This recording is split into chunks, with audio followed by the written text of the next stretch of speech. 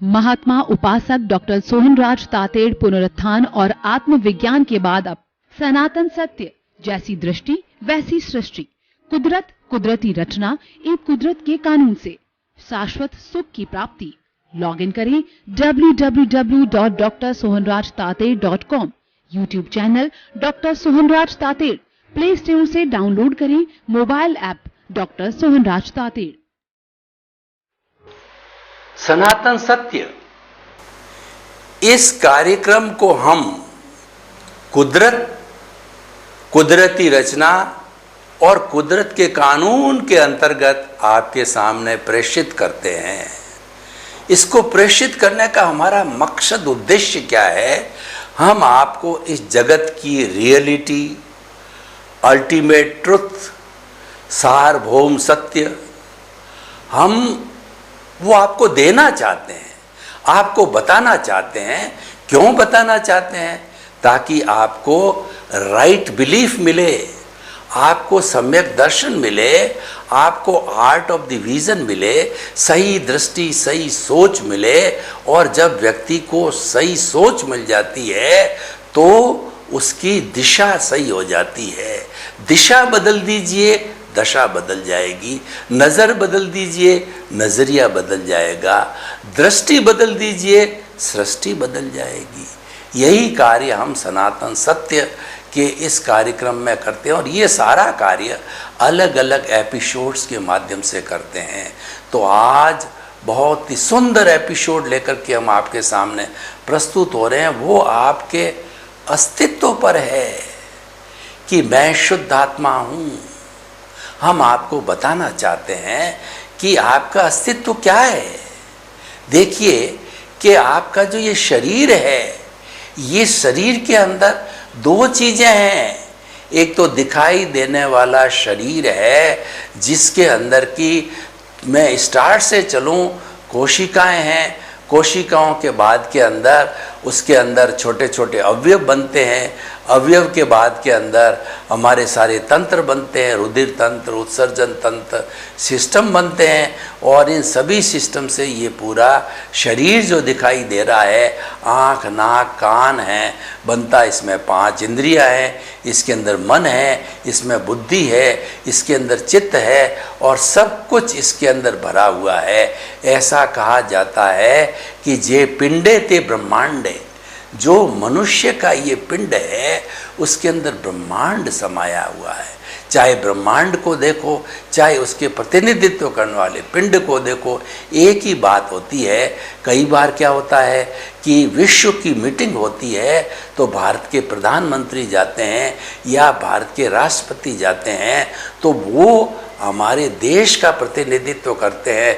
130 करोड़ जनता का प्रतिनिधित्व कर रहे हैं। पूरी जो है वो सारी जनता वहाँ नहीं जा सकती है, वह उसका प्रतिनिधित्व करते हैं। उसी तरह से पूरे ब्रह्मांड का प्रतिनिधित्व करने वाला ये पंचभूत का पुतला है। ब्रह्मांड भी 5 भूतों से बना हुआ है, पृथ्वी, जल, अग्नि, वायु और आकाश। और ये पंचभूत का पुतला भी पृथ्वी, जल, अग्नि, वायु, आकाश से बना हुआ है। और इस ब्रह्मांड के अंदर 3 तरह के गुण हैं, वो सत्व गुण, रजो गुण और तमो गुण।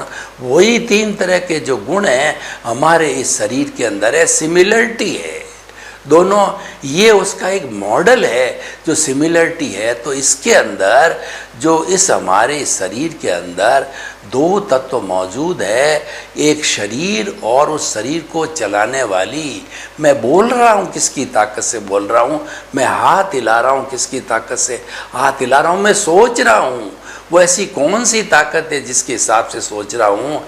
यानी मन, वचन, काया के जितने भी कार्य मैं जीवन भर करता हूँ, वो ऐसी कौन सी शक्ति है जिसके माध्यम से कर सकता हूँ। क्या वह शरीर की शक्ति है? शरीर की शक्ति तो हिलने डुलने तक भी है, लेकिन उन सबको चेतना देना, उन सबको जो है जागृति देना, उन सबको जो है वो जीवित रखना है, वह तत्व है, वो चेतन तत्व है जिसको कि वैज्ञानिक लोग कॉन्शियसनेस कहते हैं, दार्शनिक लोग जिसको आत्मा कहते हैं और धार्मिक ग्रंथों में जिसकी कुल 23 नाम बताए गए हैं। तो वह आत्मा है और हर जीवित प्राणी में होती है। देखिए, हम यहाँ सामान्य और विशेष की व्याख्या करते हैं, उससे आपको आत्मा और शरीर के संबंध की जानकारी मिलेगी। सामान्य रूप यानी जनरल रूप से जितनी भी इस सृष्टि के अंदर जीवित प्राणी है, लिविंग बीइंग्स है, वो एनिमेट है, वो 84 लाख जीवा योनि के प्राणी हैं, वो बर्थ प्लेसेस है। नंबर ऑफ द सोल तो असंख्य है, अनंत है, उनकी गिनती नहीं होती है। और जैन धर्म की मान्यता के अनुसार एक भी आत्मा न घटती है न बढ़ती है। Soul can't be created, soul can't be produce, it is eternal forever, in future or in present or in the past, it is always remaining.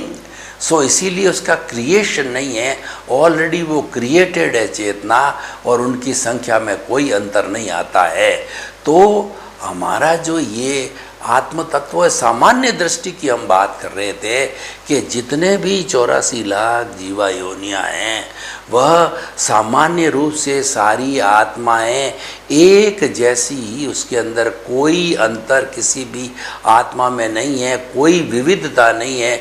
जो विविधता हमको अलग अलग 7.8 अरब की जनसंख्या में या सृष्टि में या 84 लाख जीवा योनियों में दिखाई देती है, उन सब का कारण अपने अपने कृत कर्म है, और उस कर्म के कारण उसको वैसा शरीर और वैसा जो है उसको भुगतान मिला है।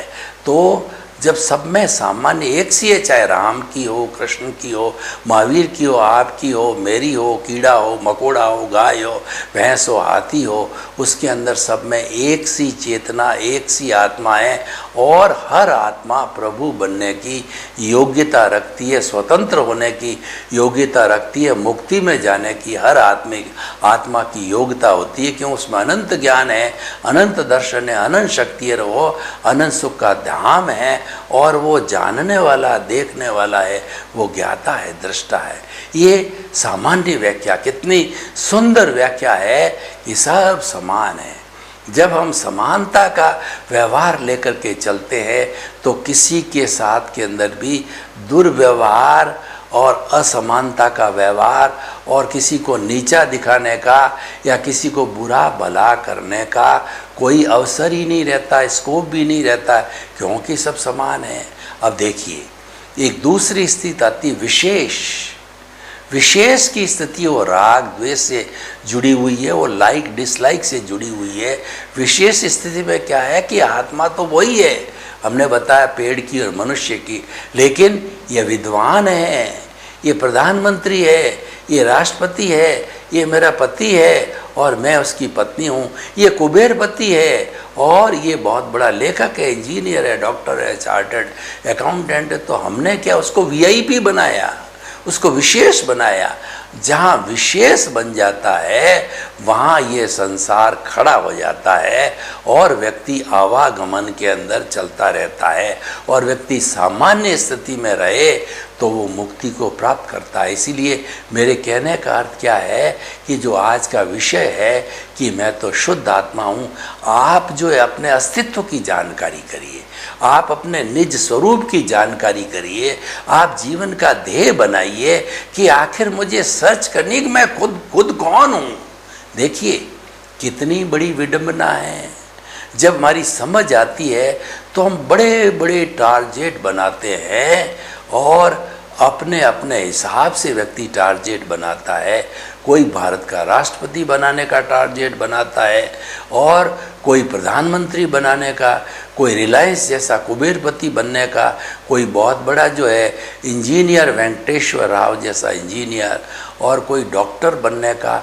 तो अलग अलग लोग सपने देख करके वैसा बनने का लक्ष्य बनाते हैं और वैसा लंबी चौड़ा पुरुषार्थ करते हैं और वो बन भी जाते हैं। परंतु मैं आपसे एक प्रश्न करना चाहता हूँ कि आप बहुत बड़े कुबेरपति हो, आपके पास अरबों खरबों की संपत्ति है, लेकिन जब आपने अपना ये शरीर छोड़ा, जब आपका 100 वर्ष की अवस्था आने पे राम नाम सत हो गया, तो क्या आप उसके अरबों खरबों की संपत्ति के धन वैसे या सत्ता संबंध संपत्ति धन जो कुछ भी है ऐश्वर्य वो आप क्या साथ में लेकर के गए? नहीं।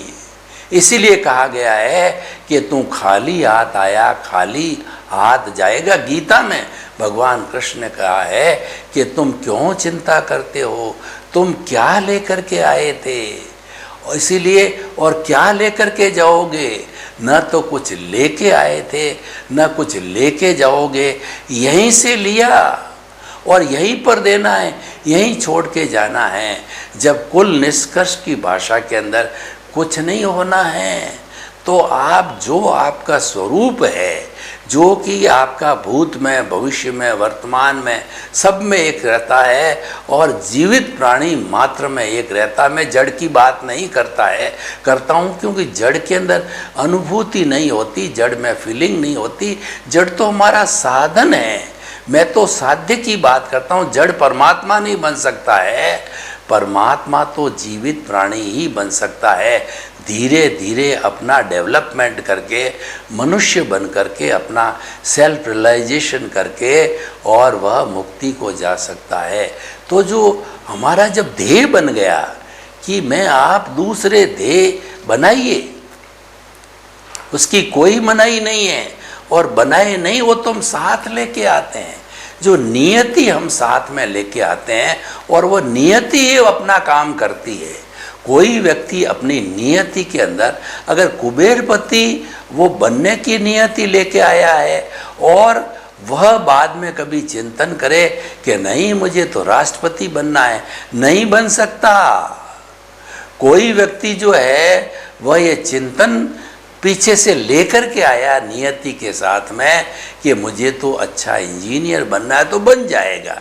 लेकिन वही अगर मान लो इंजीनियरिंग पढ़ता पढ़ता कहे कि मुझे तो डॉक्टर बनना है, क्या बन सकता है? नहीं बन सकता, उसकी नियति नहीं है। तो इसीलिए क्या कि नियति अपना काम करती है। 5 समवाय है, वो है काल स्वभाव कर्म पुरुषार्थ और नियति। ये सभी पांचों व्यवस्थित शक्ति के अंग है और ये सारे संयोग है, इनका संचालन व्यवस्थित शक्ति करती है और व्यवस्थित शक्ति ये कुदरत है। पूरी जिस सृष्टि की हम बात करते हैं, ब्रह्मांड की बात करते हैं, वही कुदरत है और ये उसके जो काम करने वाले कंपोनेंट्स है, चरण है, घटक है। उसी तरह से द्रव्य क्षेत्र काल भाव और भव, ये भी 5 समवाय है। ये भी हमारी व्यवस्थित शक्ति के वो जो हमारी साइंटिफिक सर्कमस्टेंशियल एविडेंसेस के जो है वो हमारे कंपोनेंट्स हैं। तो ये शक्ति व्यवस्थित शक्ति उसके माध्यम से काम करती है, कुदरत उसके माध्यम से काम करती है। तो जैसी नियति होता वैसी व्यक्ति बन जाता है। लेकिन ये तो हमारा जितना भी पुरुषार्थ हम करते हैं ये रिलेटिव पुरुषार्थ है। इसको मैं रिलेटिव पुरुषार्थ क्यों मानता हूँ? क्योंकि ये शरीर के साथ में नाश होने वाला है, ये साथ में नहीं जाने वाला है। जैसे कि शरीर जड़ है तो रिलेटिव पुरुषार्थ है वह भी जड़ है और वह रिलेटिव पुरुषार्थ तो नियति से जुड़ा है। वो तो ऑटोमेटिक ऑटो मोड से होता है, मैकेनिकल मोड से होता है। लेकिन जो ही आपने रिलेटिव पुरुषार्थ की बात कही कि मैं कर रहा हूँ, यह कार्य मैंने किया है, आप में कर्ता भाव आ गया। कर्ता भाव आते ही कॉज पड़ गए। जब तक आप कर्ता भाव नहीं लाते हो, आप जो है डूअरशिप और ऑनरशिप नहीं लाते हो, नए कॉज नहीं पढ़ते हैं अकर्ता भाव की स्थिति में और जगत के हर प्राणी को आप निमित्त निर्दोष अकर्ता और शुद्ध आत्मा स्वरूप में आप रखते हो। तो ये शुद्ध भाव है और इस जन्म के अंदर आपके there will be no new causes और पूर्व जन्म के जितने भी कॉजेस जो आप साथ लेके आए हो डिस्चार्ज के रूप के अंदर, वह भुगतान आपका ऑटोमेटिक मैकेनिकल तरीके से ऑटो मोड से होता रहता है। तो मूल बात है कि हमें अपना लक्ष्य बनाना चाहिए निज स्वरूप की जानकारी करने का कि मैं शुद्ध आत्मा हूँ और इसके गुणों की भजना करूँ। सबसे बड़ी बात है कि आपका जो रिलेटिव पुरुषार्थ है, आपको जो होना है वह तो हो ही रहा है, आपको उसमें कुछ नहीं करना है। आपको करना क्या है, आपको करने का हम बात बताते हैं, वही रियल पुरुषार्थ है। और वो रियल पुरुषार्थ है अपने स्वरूप की जानकारी करना कि मेरा अस्तित्व शुद्ध आत्मा का है। जब अस्तित्व की जानकारी करते हैं, हरि अनंत, हरि कथा अनंत, जब हमने हरि की जानकारी प्रारंभ कर ली तो सबसे पहले हम कहते हैं ये तो अनंत है, तो उसके अनंत गुणों का जो है वह आप चिंतन करो, क्योंकि उसके गुण भीतर है और उसका स्पर्श करोगे तो उसकी कृपा से, उसकी आशीर्वाद से उसके अनंत गुण हैं, वो भावों में हैं, वो शब्दों में उतर जाएंगे। जैसे मैं आपको कुछ गुण बताता हूँ, क्योंकि सारे गुण बताने लग जाऊँगा तो एपिसोड पूरा हो जाएगा। एक जन्म नहीं, 10 जन्म तक भी इस भीतर विराजमान शुद्ध आत्मा हरि के गुणों का बखान नहीं हो सकता है। तो मूल जो है मैं आपको गुण बताना चाहता हूँ कि ये जो प्रभु है, ये शुद्ध आत्मा है, ये ज्ञाता है, ये दृष्टा है, ये जानने वाला है, ये देखने वाला है, ये अनंत ज्ञान वाला है, ये अनंत दर्शन वाला है, ये अनंत शक्ति वाला है, अनंत सुख का धाम है, ये अजन्मा है, ये अव्याबाद है, ये टंकोत्कीर्ण है और ये मन वचन काया से मुक्त ऐसा शुद्ध आत्मा है। और ये जो है वह मुक्ति को जा सकता है। ये मुक्ति अवस्था का ही है। जब इसको अज्ञानता समाप्त हो जाएगी, जिसने इसको बांधे रखता है, तो अज्ञानता समाप्त होते ही जो है ये सिद्ध बुद्ध और मुक्त बन जाएगा। यानी आप अपने स्वरूप की जानकारी करके केंद्र में स्वरूप को रख करके और स्वरूप का चिंतन कीजिए, सालंबन ध्यान कीजिए, निरालंबन ध्यान कीजिए कि मेरा प्रभु कैसा है। निरालंबन ध्यान के अंदर तो मात्र प्रभु की चेतना, प्रभु का अनुभव आपको महसूस होगा और वह पूरे शरीर के अंदर जो है वह फैल जाएगा। तो इसीलिए जो है हमें हमारे अस्तित्व की जानकारी करनी है। ये जब अस्तित्व की जानकारी का ध्येय बन जाएगा, केंद्र में बन जाएगा, तो अब उसका प्रतिपक्ष है जो हो रहा है उस पर ध्यान जाना संभव है, क्योंकि दोनों साथ साथ है। दोनों को हम कोई बहुत बड़ी भेद रेखा नहीं कर सकते। हमारा जो जड़ और चेतन का जो मिश्रण है, यानी हमारी आत्मा और कार्बन शरीर का जो कोई भेद रेखा नहीं है, दोनों जो है एकदम साथ साथ जुड़े हुए हैं। और वह जुड़े हुए होने के कारण में वो अलग तो जो है वो निर्जरा के द्वारा किया जा सकता है, संवर के द्वारा किया जा सकता है, समता की साधना से किया जा सकता है। तो सबसे पहले अपने स्वरूप की जानकारी करने का आज का जो हमारा एपिसोड है वो हमारा लक्ष्य केंद्र में रहना चाहिए। और आप जो भुगतान चल रहा है वह भी आपका है। संभव है कि आप उस तरफ चले जाएंगे। उदाहरण के तौर पर मान लीजिए कि आपकी संतान है, तो आपकी 2 या 3 संतान है, आपने सबको बराबर बांट करके अपना धन दिया है, लेकिन एक संतान आकर के आपसे जो है लड़ाई झगड़ा करता है कि मुझे कम दिया, उसको ज़्यादा दिया, क्योंकि उसकी नियति है लड़ाई झगड़े की और उसकी नियति है आपसे कुछ ज़्यादा लेने की। तो वो लड़ाई झगड़ा करके किसी ने किस तरह कोर्ट कार्रवाई से, पुलिस कार्रवाई से कुछ न कुछ बहानेबाजी करके और वह आपका शेयर कुछ आपसे ज़्यादा ले लेगा। तो इस सारे प्रकरण के अंदर आपको अपने उस संतान को दोषी नहीं मानना है। उसको निर्दोष मानना है और उसको मात्र जानना देखना है, क्योंकि जो प्रवृत्ति हमारे जीवन में चल रही है ये प्रवृत्ति हमारे हाथ में नहीं है, ये तो पूर्व नियोजित है और ये कर्मों के अधीन है, ये जो है कुदरत के अधीन है, जिसके अंदर आप कोई परिवर्तन नहीं कर सकते। जैसे कि मान लीजिए कि सांसद ने कोई भी जो बिल पारित कर दिया, आप अब अकेले उस बिल को कैसे खारिज कर सकते? नहीं खारिज कर सकते। तो ठीक उसी तरह से हम नहीं कर सकते हैं तो उसको एक्सेप्ट करो, यानी जो कुछ भी होना है नियति है वो हमारे सामने होती रहेगी, तो आप उसको क्यों चैलेंज करते हो? उसको एक्सेप्ट करो तो आप आराम से रहोगे, शांति से रहोगे, आप राग द्वेष मुक्त रहोगे और आप अशांत नहीं रहोगे। इसीलिए आपने जब जीवन का लक्ष्य बनाया, और हम ये सनातन सत्य एपिसोड जो है इसीलिए ही बताते हैं, हम मुख्य 2-3 बातों पर फोकस करते हैं कि ये कुदरत है वो शाश्वत है और कुदरत की रचना शाश्वत है, कुदरत का कानून शाश्वत है और हम सभी भी पूरी सृष्टि के प्राणी जड़ और चेतन हैं। उस बहुत बड़ी शक्ति जिसको व्यवस्थित शक्ति या कुदरत कहते हैं उसके अधीन है, यानी हम इतने बड़े साम्राज्य के मेंबर हैं, तो वह तो सब पे समानता का कानून लागू करती है। और वो कानून कहाँ से आता है? वो अपना नया कोई कानून नहीं बनाती है, वो तो हमारा किया हुआ ही अवार्ड और पनिशमेंट हमको देती है। तो आप जीवन का लक्ष्य जो है, मैं शुद्ध आत्मा हूँ, ये केंद्र में रखिए और जीवन को सफल बनाइए।